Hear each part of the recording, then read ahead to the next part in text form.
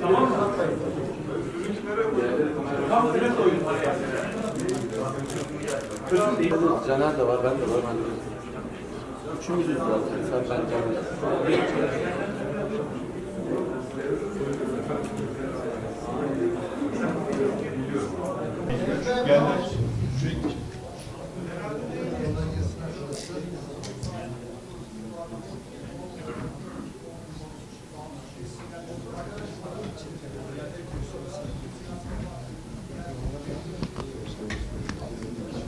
Gelecek Partisi, Genç Parti, Halkların Eşitlik ve Demokrasi Partisi, Hür Dava Partisi, İyi Parti, Milliyetçi Hareket Partisi, Milli Yol Partisi, Ocak Partisi, Saadet Partisi, siyasi partilerimizin değerli temsilcileri, sayın basın mensupları, 31 Mart 2024 Pazar günü yapılacak olan mahalli idareler genel seçimlerine katılacak olan siyasi partilerimizin birleşik oy pusulasındaki yerlerinin belirlenmesi ile ilgili olarak kurulumuzca yapılacak olan kura çekim törenine hoş geldiniz. Yüksek Seçim Kurulu'nun 2/1/2024 tarihli ve 2024'de bir sayılı kararıyla seçime katılma yeterliliğine sahip 36 siyasi parti tespit ve ilan edilmiştir. Seçim takviminde işleyen süreç içerisinde Yenilik Partisi mahalli idareler genel seçimlerine katılmayacağını belirttiğinden kura çekimine 35 siyasi partimiz katılacaktır. Yine devam eden süreç içerisinde seçime katılan siyasi partilerimizden Büyük Türkiye Partisi ismini Ocak Partisi olarak değiştirdiğinden kura çekimine bu isimle katılacaktır.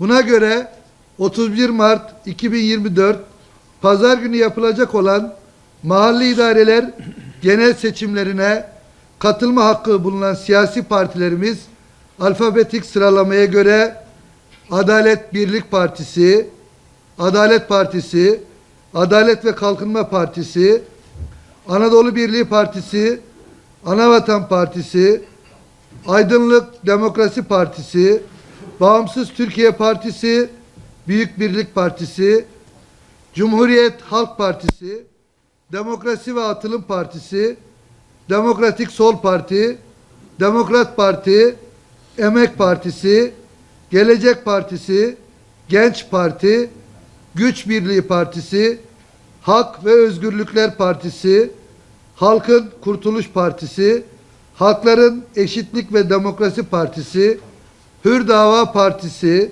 İyi Parti, Memleket Partisi, Millet Partisi, Milliyetçi Hareket Partisi, Milli Yol Partisi, Ocak Partisi, Saadet Partisi, Sol Parti, Türkiye İşçi Partisi, Türkiye Komünist Hareketi, Türkiye Komünist Partisi, Vatan Partisi, Yeniden Refah Partisi, Yeni Türkiye Partisi ve Zafer Partisi'dir.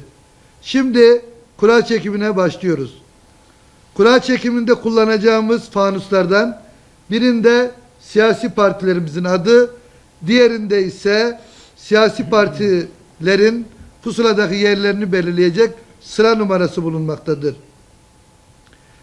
Kurul üyelerimiz tarafından siyasi partilerimizin ismi çekilecek, ismi gelen siyasi partimizin temsilcisi de pusuladaki sırasını belirlemek için çekim yapacaktır.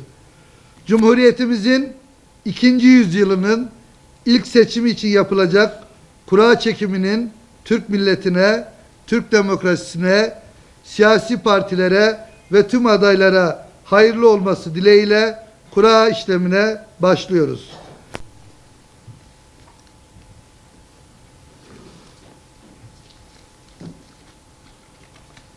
Hüdapar. Evet.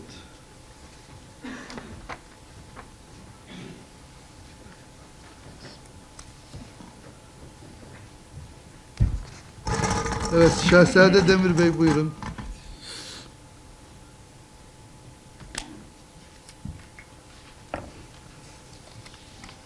20. 20. sıra.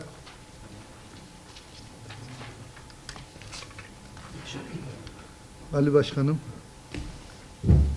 Mahalli idareler genel seçiminde siyasi partilerimizin oy pusulasındaki yerlerinin belirlenmesi bu şekilde tamamlanmıştır.